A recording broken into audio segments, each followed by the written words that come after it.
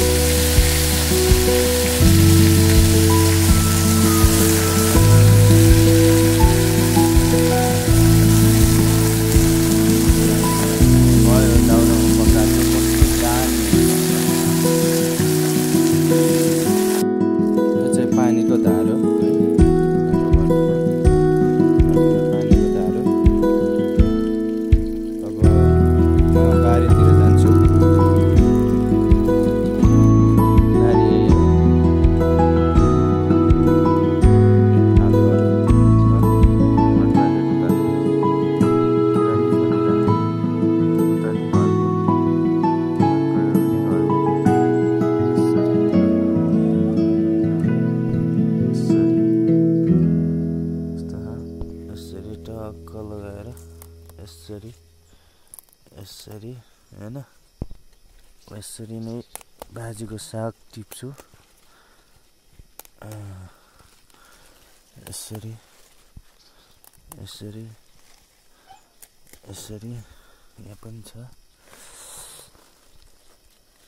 talk यस्तो साग यो चाहिँ अम्माको रुख हो अम्मा पनि छ फलेको है यता फर्सिनी छ यसरी फलेको यसरी मेवा पनि फले है यसरी मेवा फले टक्क लगाएर यसरी टक्क हाम्रो यहाँ माछा पोखरी पनि छ है माछा चाहिँ छैन फेरि अहिले ओके यसमा चाहिँ मौरी छ तर अहिले देखिया छैन अलिअलि गइरह है अनि यता चाहिँ बाख्रा हाम्रो लगभग 2 4 6 8 10 2 12 13वटा बाख्रा मात्र रहेछ अहिले पहिला 2टा थियो 2टाबाट अहिले बढेर यति भएर रहेछ है अनि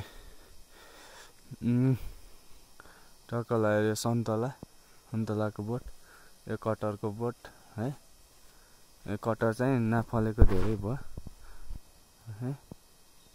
यसरी छ डाँडा काँडा छ टक्क अहिले हामी बस्ने चाहिँ यहाँ हो है ल अहिलेलाई यति नै अनि ऊ त्यता यो बुटा चाहिँ पुरै अनारको बुटाहरू हो है यो चाहिँ अनारको बुटा टक्क यता हाम्रो घरमा यो खाले छ यहाँ घरको मालिक भनेको यही हो अहिलेको राजा ल आँपको रुख हो एउटा ऊ त्यहाँ छ आँपको रुख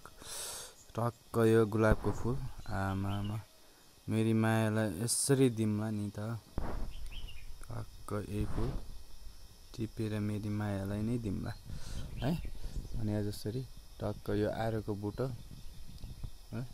यस्तो छ घन्टी फुल उतानिर घन्टी फुल पनि छ टक्क आनन्द रमणीय ठाउँ छ त बस्नलाई आनन्द यता यस्तो छ यहाँ तल खोला छ है फेरि यहाँ चाहिँ तल खोला टक्क